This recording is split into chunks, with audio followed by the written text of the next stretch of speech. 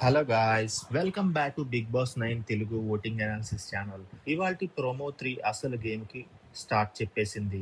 Big బాస్ first finalist ట్రోఫీని house లో రివీల్ చేసి టికెట్ టు ఫినాలే రేస్ లో చివరి క్రూషియల్ టాస్క్ ను అనౌన్స్ చేశారు.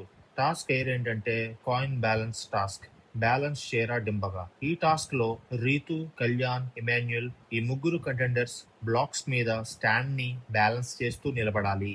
ఇలా హౌస్ లో ఉన్న మిగతా సభ్యులు ఎవరిని ఫైనలిస్ట్ గా చూడకూడదు అనుకుంటున్నారో వాళ్ళ స్టాండ్ మీద వెళ్లి టోకెన్స్ వేసి బ్యాలెన్స్ ని డిస్టర్బ్ చేయాలి. ఇక్కడే అసలు ఫైర్ స్టార్ట్ అవుతుంది.